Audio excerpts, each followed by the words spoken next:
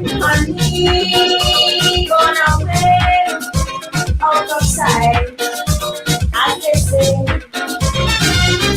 nobody needs you when you are gone. Nobody know you when the dollar around. When you are rich, you do what you want to do. Make you fall and never make for that.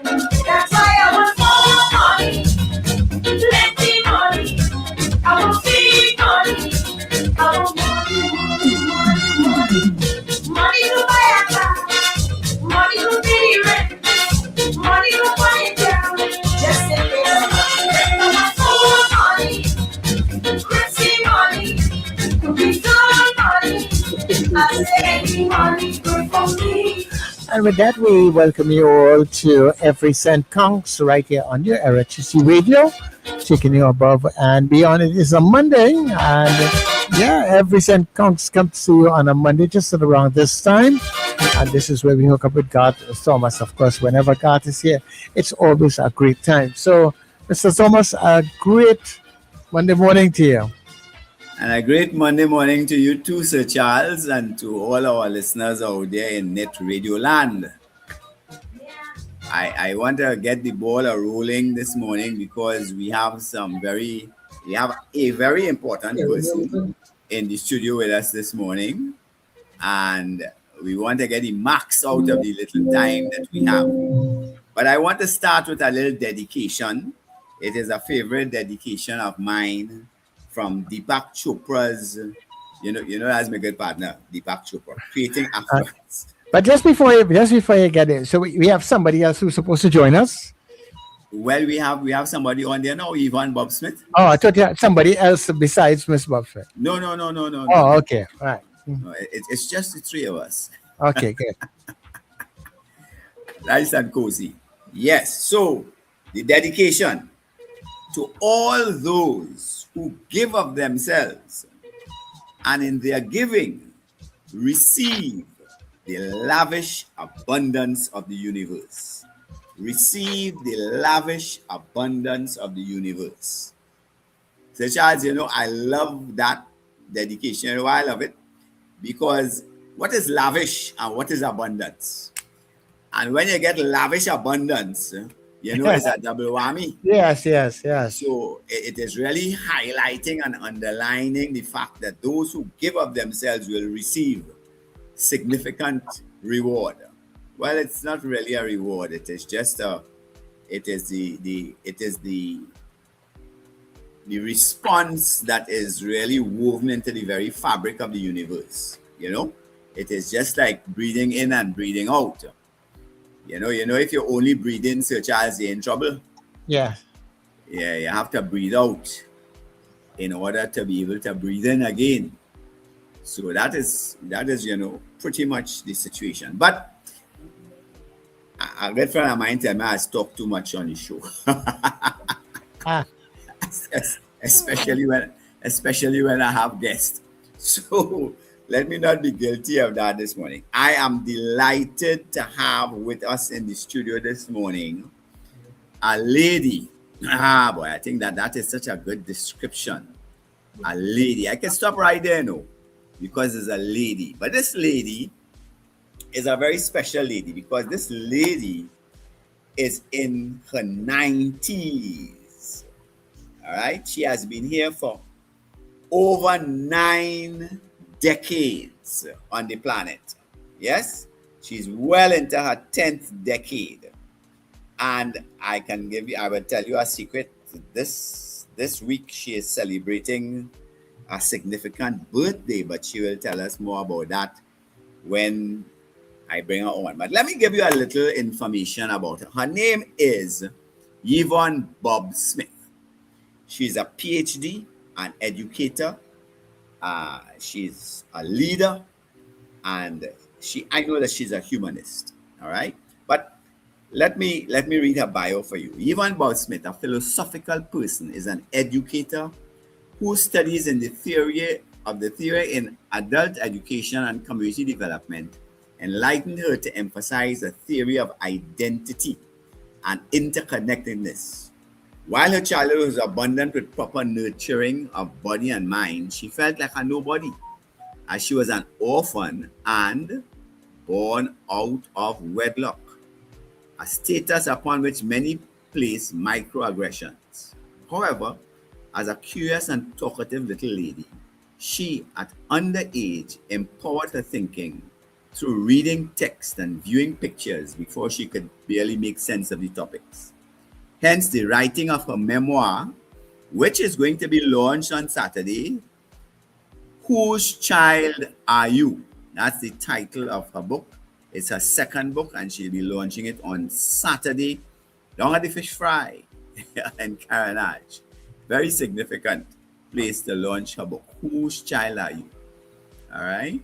She's a graduate from the University of Toronto with a Bachelor of Library Science. That was in 1963.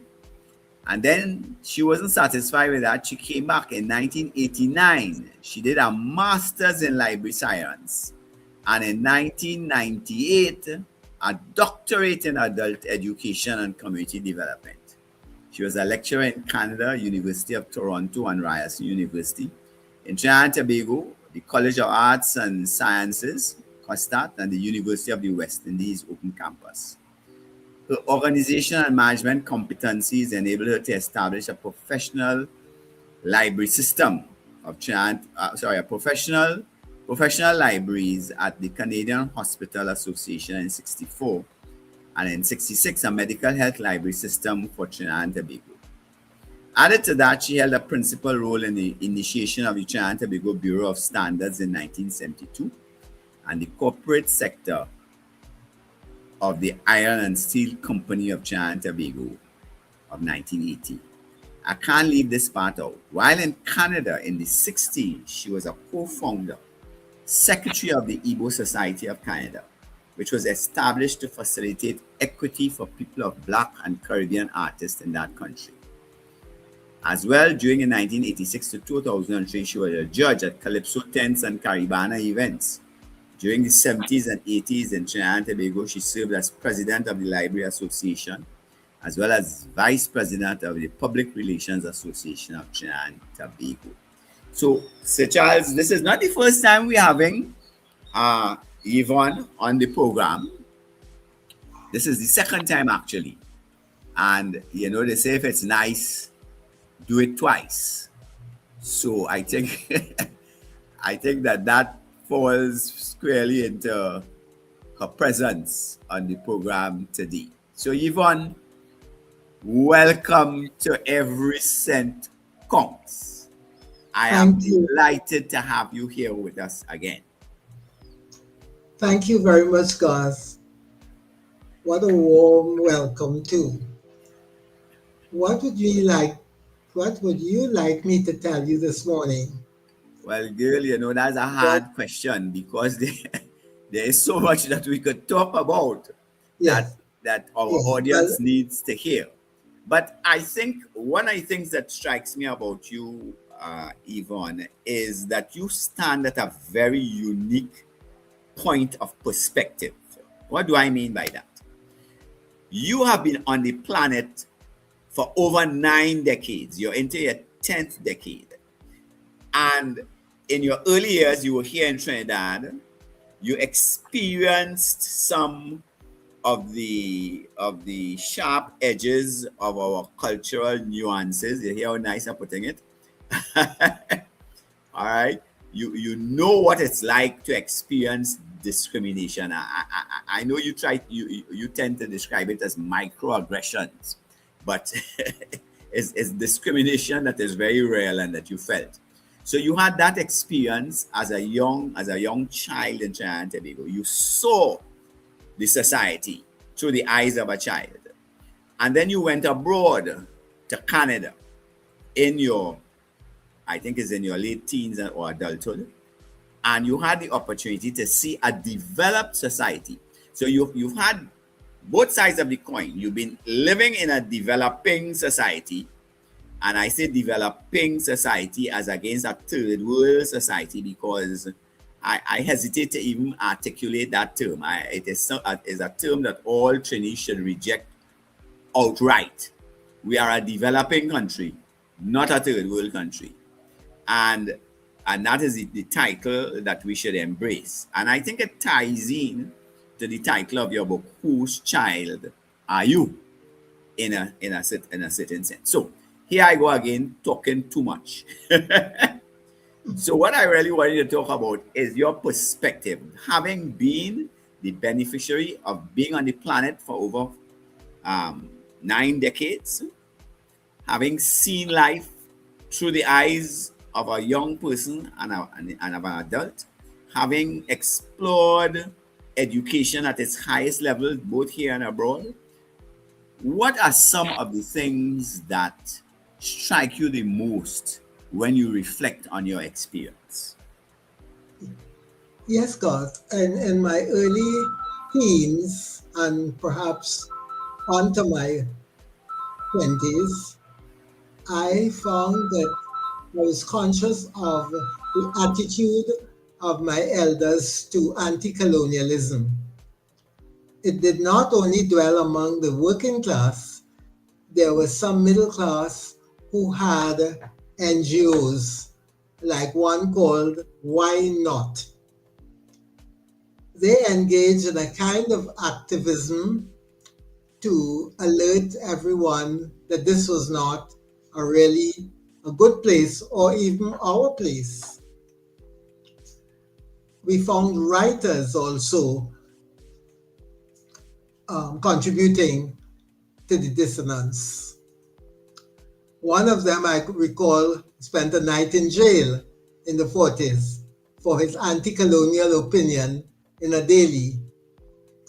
And that was sort of pervasive in the culture, which made me feel that the move to our independence would project a slight more revolutionary approach to transformation. Our joy of having won our independence was the reason why I and others who had left in the 50s seeking betterment, so to speak, returned in the 60s to rebuild our land. And many of us, not me, but many of them held prime political positions in the health services, engineering, science, etc. However, even at that time, it was obvious that race, then of local beings, we had moved out the colonials, but those who were of lighter skin or colonial background and ethnicity ruled the course to cause a lack of fulfillment of equity. Yet the tendency to become modernized, lean to European, British, North American standards. I only have to give an example. We liked our language, buff them, all this.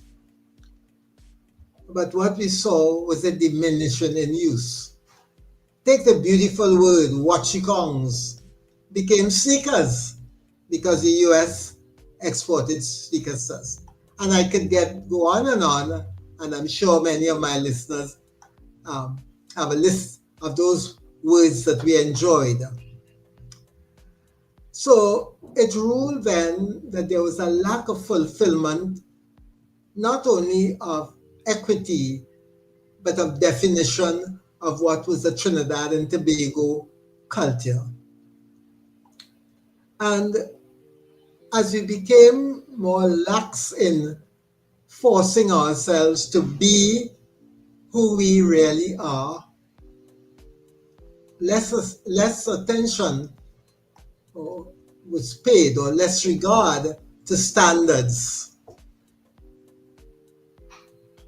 To me, lateness became a thing of the present. I don't think that people were as late as they are now, from the top down to the bottom.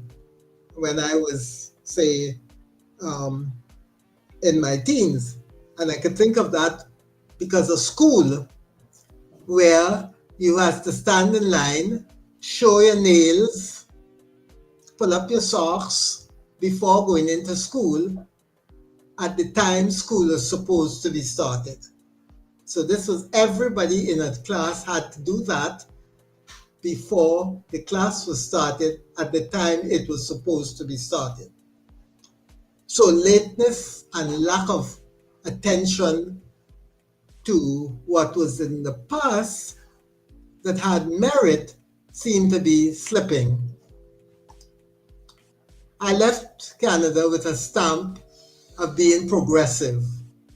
As, the progressiveness in Canada was necessary for society to strengthen its engagement of citizens to work for progress. Social medicine.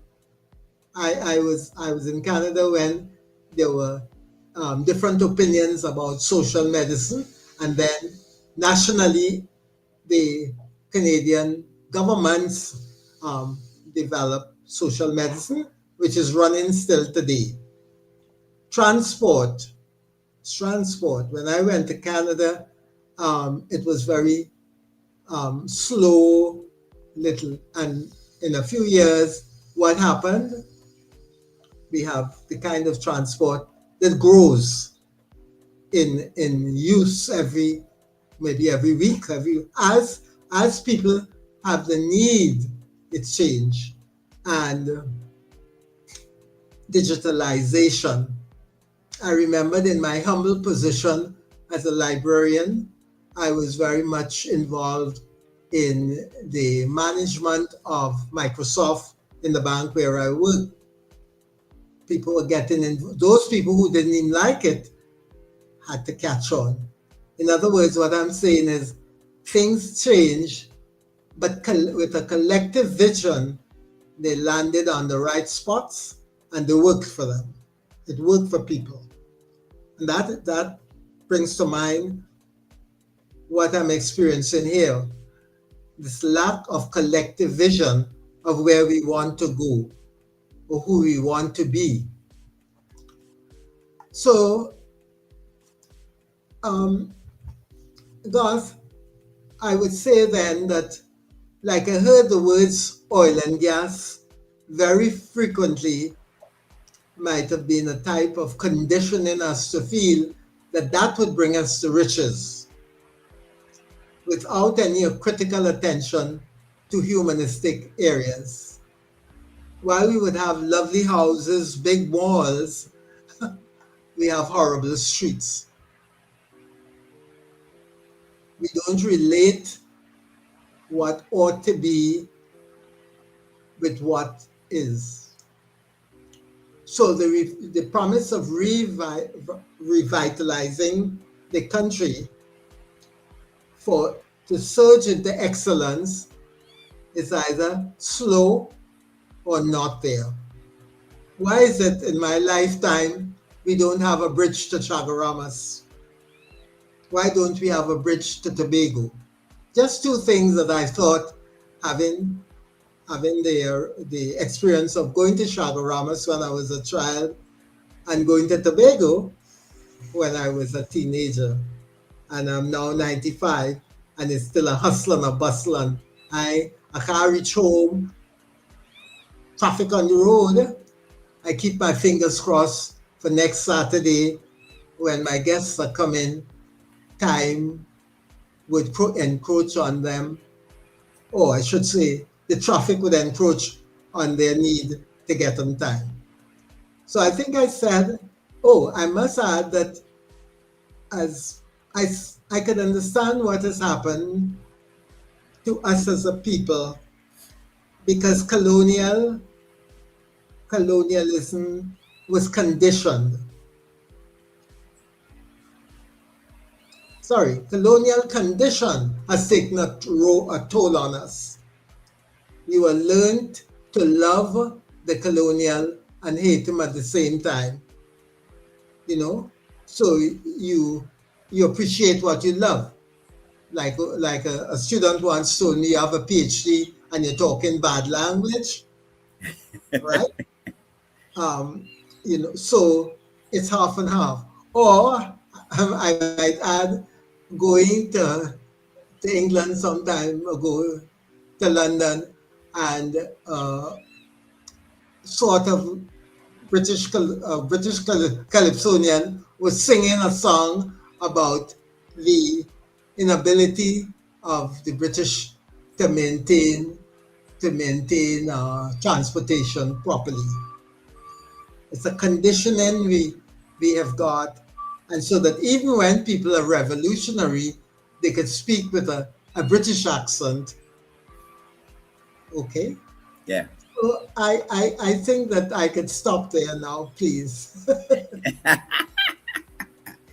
Yes. Well, you know, Yvonne, the like I said, you know, the uniqueness of your perspective is priceless because you read about stuff in the books, in history and stuff, and you understand very early that what has been handed to us as history is not the whole story. Yes, it is a particular perspective, and that is why I thought I would have asked you to give us your perspective because this is unvarnished truth. This is not something that you're trying to concoct to make That's a it. particular impression.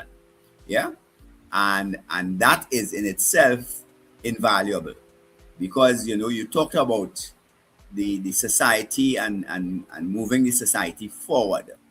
Um, and I think you would agree with me that there are not too many people who seem to understand the importance of having that forward vision to move the society. On this program, I have talked about um, 2050, which is 24 years away. Where will we be as a nation um, in the next 24 years? What do you think? Based upon what you have seen in the past and what you are seeing now happening in TNT, what are your what do you think? Where do you think we will be when come 2050 as a nation? Well, I don't, I'm not good at predicting, but I'm looking at what is put in the pot to get Yes. to get your pillow finished, right? And the main thing in for me is humanistic values. Uh-huh. Why do I put a spoon that I want for eating on the table? Why do I put a glass on the table? A question is a human being is involved in the use of it. So that I am seeing this kind of delay in making people feel at home. And we have no sort of collective awareness of environment. By that I mean we had a problem with CDAP and all that, and yet still lumps and bundles of garbage were strewn in different very respectable areas. All right, I'll go back and compare with Toronto. Some years ago, there was a scavenger strike, and the government opened, say, a park, say like the Savannah, and made that the place for people to put their garbage in the meantime. So that when I went there, when I went up, like none of my friends were speaking about pour garbage all over the place because, you know, there was a place that you could put garbage. Plus, the young people got into the economics of it and bought cars or rented trucks to pick up people's garbage. So you see what is happening? Yeah. You're going through a distress, but the distress has ways of being delivered neatly. So we went to eat at restaurants. Of course, the place wasn't extremely clean, but it was easy to get into a restaurant or hotel or wherever or place. In spite of the strike. I Yeah. crossed up Western Main Road yesterday and I'm shaking my head. These are eating places and huge garbage on the corner and whatnot. I don't have to. So when I say humanistic values, what are you thinking about when you have a disaster? How do you relieve the human being, or really, or lessen the pain? Okay, Yeah. and it comes from, in a way, a lack of social responsibility. I could step over the garbage and go home. I could park my car and, oh God, move down. I'm going in. And no responsibility for, let's get together on this street and show us do something. So the beauty of Chagaranas to me is lost because you don't see the sea. Go to any island in the Caribbean and you would see, driving along the sea coast, you see the sea. You communicate with the sea as you Yeah. communicate to the land. Not in my darling Trinidad and Tobago. I didn't know. I would think to tell the driver, where are you going? Because the locals are going in a forest rather than going by the beach. By the sea. Yeah. So, and the third point I'd make again about, again, collective, a lack of obedience and respect to laws passed by Parliament. I once looked up the Summaries of Offences Act, and the number of things that you could get jailed for. Well, let us start. You could call the police for, are numerous. The things are numerous. I should say number of things. The things are numerous that you could call the police for. But yet still, I see people trying to understand why they got wronged, why they were abused, instead of going into the legislation that keep us together as a band. But nobody went. Whenever, on occasion, I have brought forward this and it was clapped down. Nobody took it on. Yeah. So it is just that, and I don't want to go on listing like if I'm some authority, but it's just that what I'm conscious about. And I become conscious on a humanistic ground. For example, look at what happened to vendors around the savannah. The vendors around the savannah were our joy. All right? You go there, carnival time, any hour of the night, and you get served. And then some vendors got nothing of the nature of what should happen when you put up a big for other people, how they got there, and those others can. It's either a place for everybody or nobody. Yeah. So that how what did they say to the vendors when did they have a choice to say, well, we can't come, or could we have removed them, or whatever? I'm not going to solve the problem, but certainly it hit me. And I remember the nights that I have gone on around the savannah, and the joy of meeting the vendors.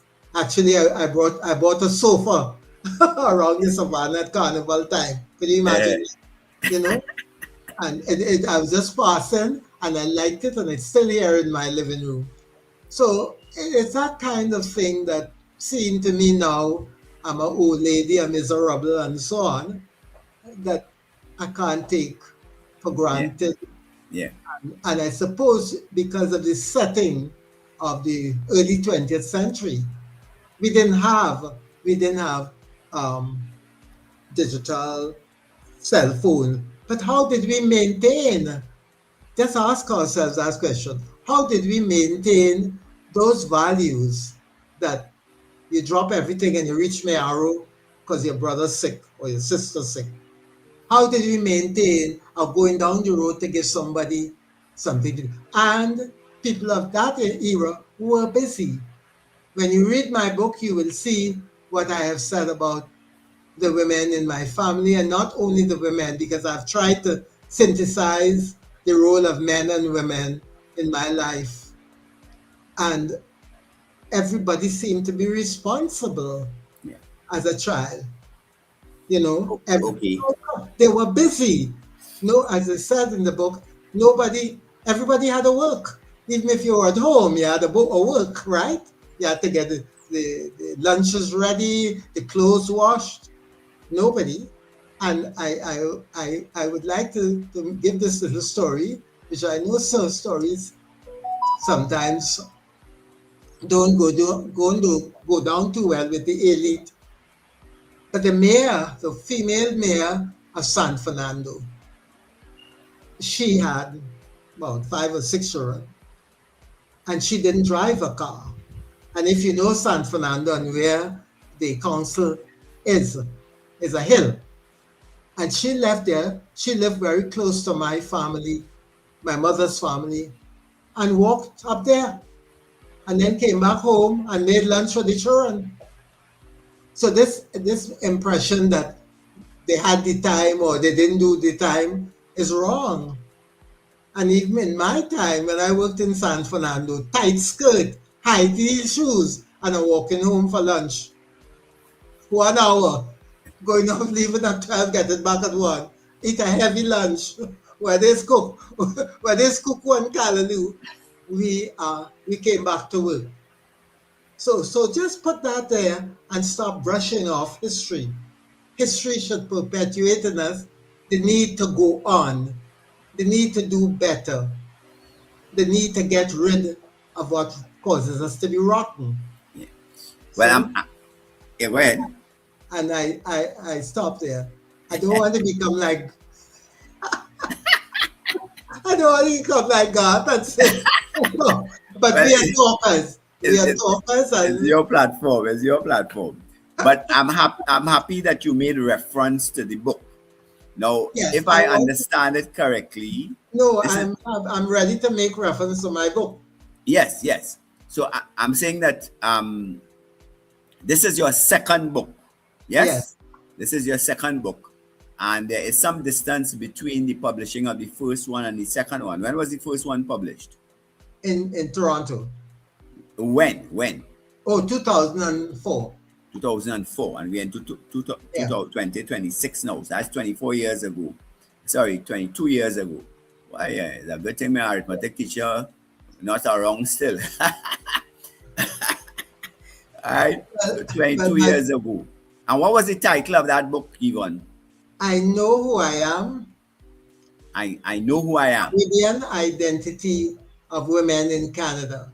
Caribbean Identity of Women in Canada. All right, so it dealt with the issue of identity. It is in that I got the reference to collectivity. That women of different races, ethnicity, different islands, contributed their stories to the themes that I had used: religion, education, and so on. They were saying the same thing happening to them in the different islands. And this is how they were able to construct their identity in Canada. I know who I am. Now I'm talking to you and thinking about it. Most of the people would say at the time, and in my book, my mother used to say, they don't want me come down here now. Don't put on my clothes and come. And I was wondering what she would do. But she was talking about going to the city council because water didn't do this or something or the other. And that was the attitude that I think in the Canadian atmosphere was encouraged. People asked to talk out, even in the classroom. Yeah. Talk out. Garth, what have you got to say? You're shaking. You have to answer. So again, you see, it become conditioned, and therefore moving into what would be revolutionary is easy. All right. Because you feel you want to be listened to. Yes. Yeah. Yeah. So I know who I am. So I know. Huh? Go ahead. No. Did I get the title right? The title of the first book is I Know Who I Am. I Know Who I Am. Right. Yes. So I'm saying now we segue into the second book. Okay. Well, I said my book gives inspiration to those who wish to emancipate themselves from mental slavery. according to Bob Marley. I love it. For those who who wish to move out of conformity to transformity and care less about vulnerableness. It's in a readable style.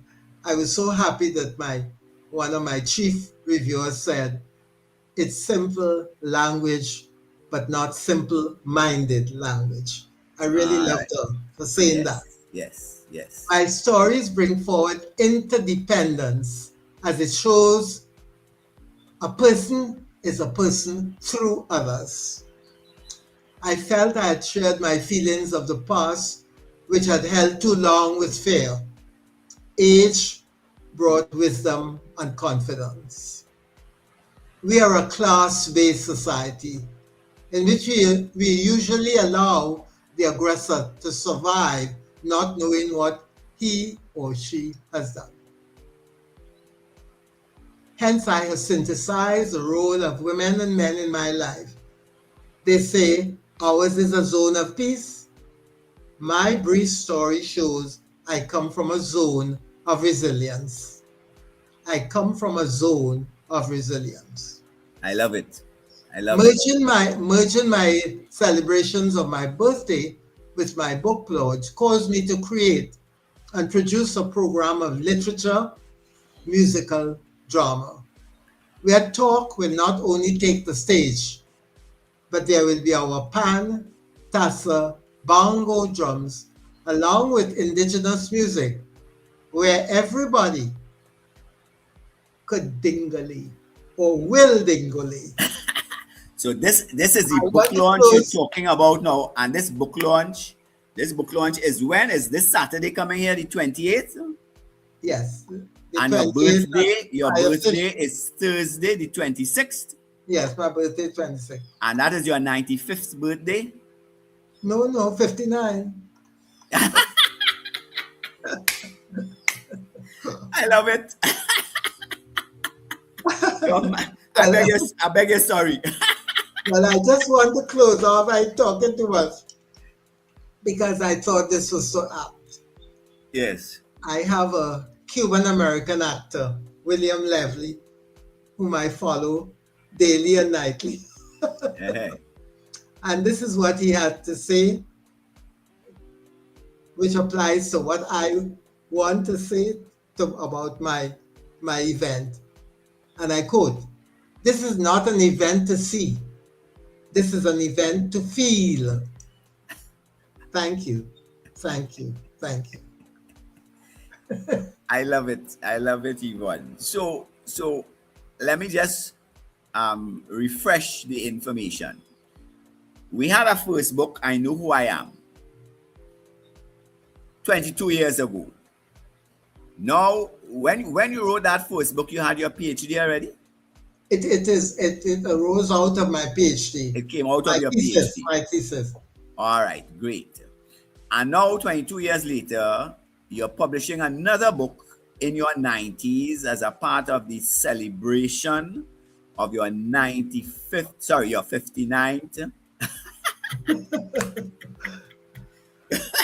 your 59th birthday.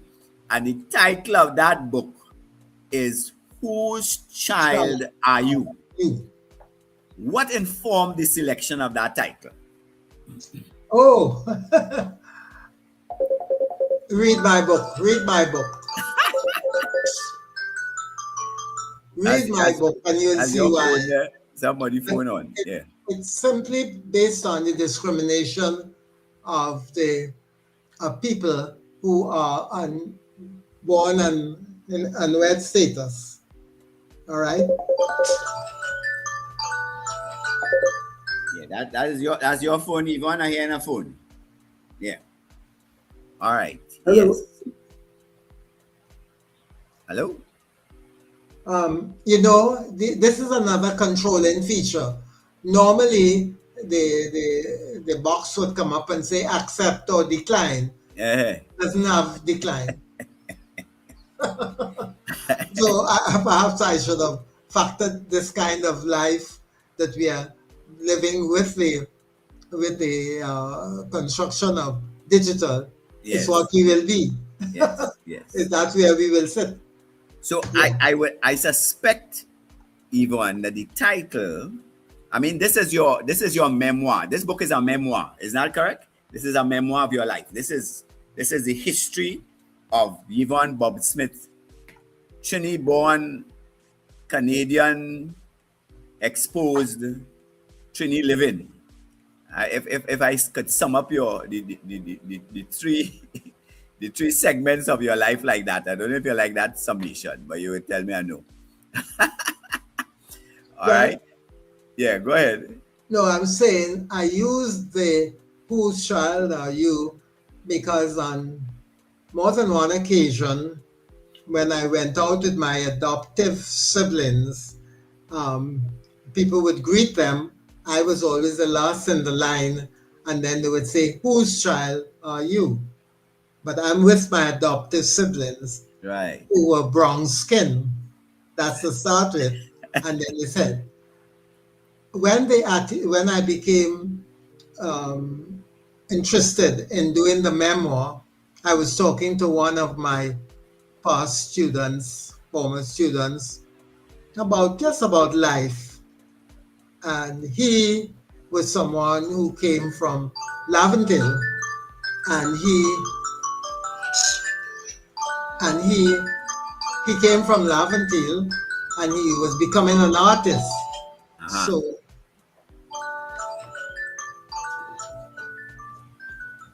he came from Laventille, and he was an artist. He did not want to go to university, to school or anything. He was plowing with it, and he was put into the hands of one of our top artists, and she liked his style. She was becoming quite connected with his vision, and so. And one day she said to him, "Whose child are you?" So it's, A very poignant question. yes. Why would you ask somebody whose child are you? Why? What would cause you to say that is because maybe something discriminatory is in your mind. That naturally, if you're from Laventille, you are born out of wedlock. That's the Naturally. expectation. Yeah. So when he said that, I just said, "Oh," and unfortunately, he will not be able to come to the launches. He's a great painter now, great artist, Is that as right? well as his wife, who did the cover of my book, cover design of my book. And All perhaps right. I should just say this on the cover design. We checked it. She checked, and then I looked it up. Breadfruit had a lot of discrimination in its life. And it had the resilience. It had the Ah, resilience to live until now. But it was yes. definitely, it had a depth. It actually, it's in a academic journal, Ah. story of breadfruit. So you see what I mean? Well, that's an interesting tidbit. I was never aware of that. You know, the only discrimination I assume I attach to breadfruit is that it fell victim to the coal pot in the yard very often, because roast breadfruit roast breadfruit is a delicacy as far as I'm concerned. You know, Yes. roast breadfruit and red butter. I wish I could get some breadfruit balls. But I'm Yeah, going to ask her, Nana. I'm going to ask. yeah, yeah. But Yvonne, you don't happen to have the cover of the book there at hand? Yes. Yeah, let's see it, because I think it's very unique, and Harlina, that you it know what? speaks. I think I have a copy. Yes. Yes, thank you. Yeah. All right. Okay, great. Hold it up a little higher, a little. Okay. So, viewers, you all are seeing it there now. The cover of the book, Whose Child Are You? And the young lady on that cover, her face is framed by breadfruit leaves. And when you buy the book, you will see that every chapter starts with a motif of a breadfruit leaf. So that breadfruit in the book for so, you can't escape it. And therefore you might want to do a little inquiring according to Sprangalang, a little inquiring into breadfruit and its origins and the love that most Chinese have for breadfruit. So Yvonne, is there anything in particular about the book that you would like to highlight, underline? I don't think so. I think that it's a collection of stories. Or if you want to say it for sales purposes, marketing, my romantic life is there. So they know my business now. But as I said, I read a number of biographies, and the one that seems to feel like mine was Cher, um, Prince Harry. Prince Harry. Yes, Okay. because what came out, what he said was like the truth of things that people hide. Telling your story is an inconvenient truth.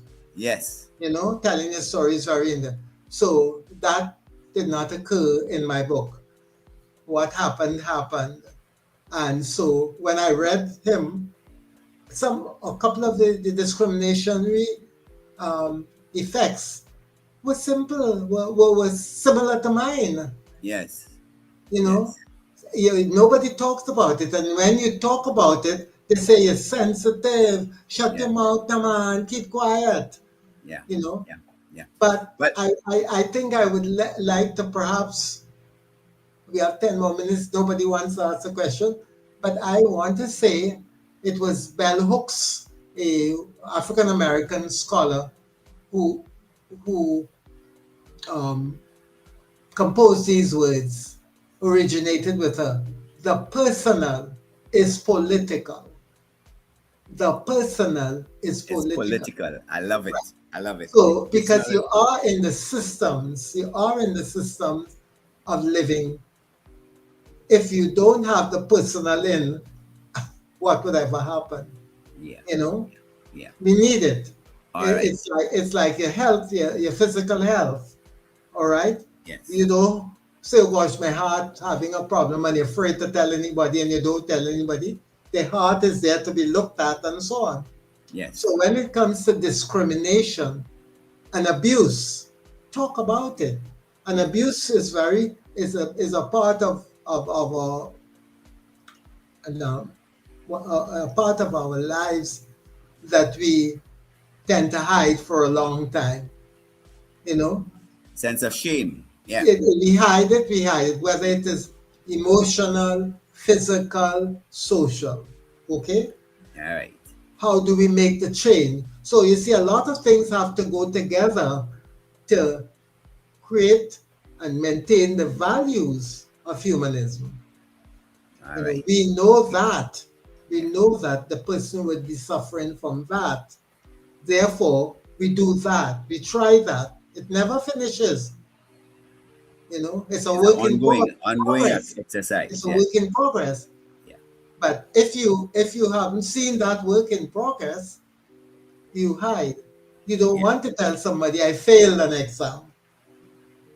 But I failed an exam is something, when you say it, means that authorities must look at the exam, not at you alone.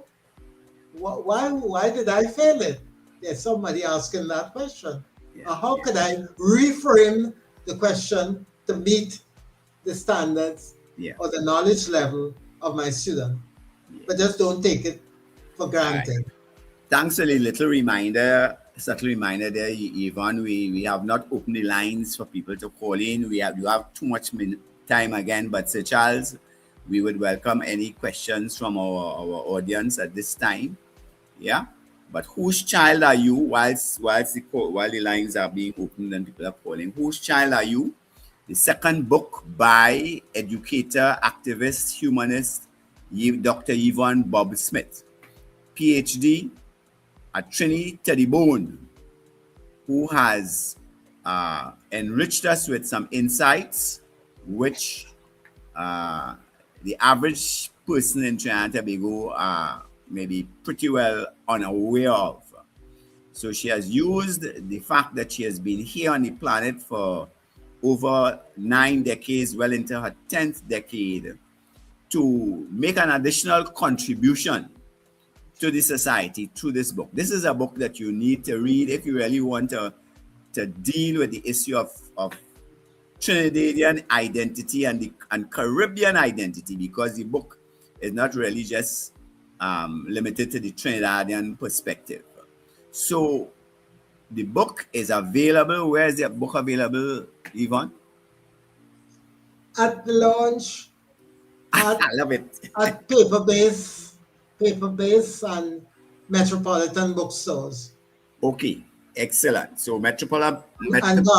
And Garth. I didn't even know I had a bookstore. Could do the extra change. Yeah, so paper-based, Metropolitan Bookstore are the places you can get the book. It is a lovely book. It is not a long, tedious book. It is a book that is very representative of the resilience of the author. Yes, and she has proven beyond any shadow of a doubt that she is resilient, because she's been here on the planet for 95 years. Yvonne, let me take the opportunity to congratulate you that on, you know what I'm congratulating you on in particular? That the society has developed a particular perspective on what they call old people. Is like you've served your time and you better get out of the way now. Park and keep your tail quiet. Well, I know park and keep your tail quiet, don't fall into your it's not a part of who and what Yvonne Bob Smith is. So this book, Whose Child Are You?, published at a time when you're in your 95th year on the planet, extremely unique, extremely important to any Trini who is serious about this land, this nation of ours, assuming its rightful place of leadership internationally. And yes, I will repeat what I said. It was not a slip of my tongue. We need to assume our rightful place of leadership internationally. And when I talk about where Trinidad and Tobago is going to be in 2050, that you see, that leadership thing is central to it. All right, it's absolutely central to it. So when we have great communicators like Yvonne, yeah, Yvonne. God, I must give me that 1 minute.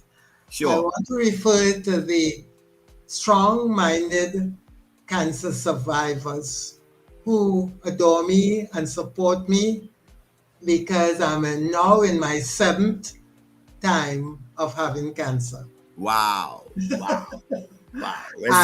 Resilience forever. And like I did when I first was diagnosed, I was ready for Caribana. When the surgeon told me, come in on Wednesday, I said, no, I have to play Caribana. Being a Canadian, he said, what's that? And this week I had consultation with my oncologist, and they were talking about me coming to see them. And I said, no, after the event. And and they're shaking their head, but I'm not.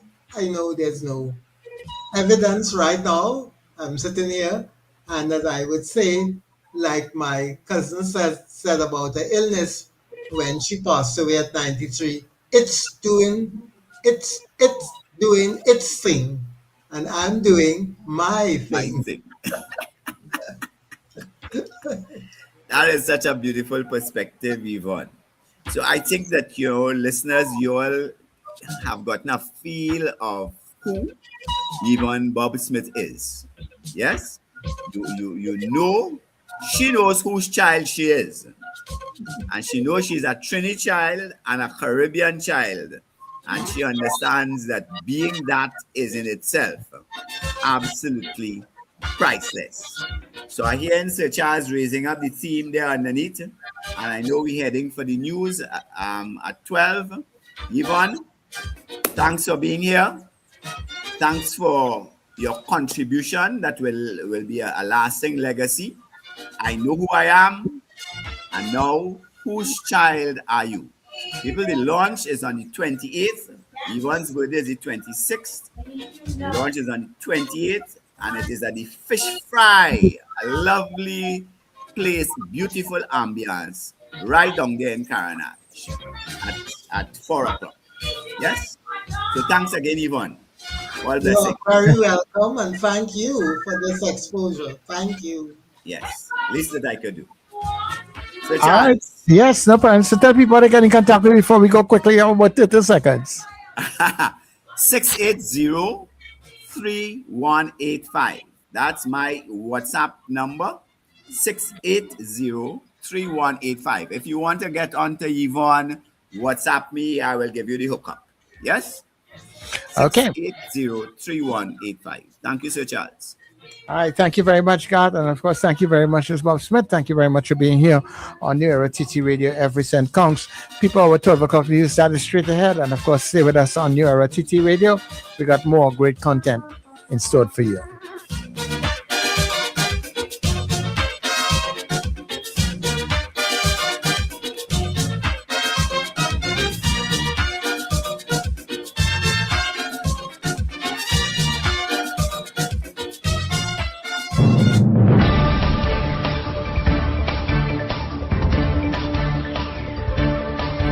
The news you need, the clarity you deserve. Local, regional, global. This is Net Radio News Now. This is News Now for Monday, the 23rd of February on New Era TT Radio and Guile Caribbean TV. I'm Derek McMillan. Hope you enjoyed your weekend. Thanks for joining us. Questions are growing about the government's national recruitment drive, launched last October with a promise of 20,000 jobs. More than 110,000 people applied online and in person.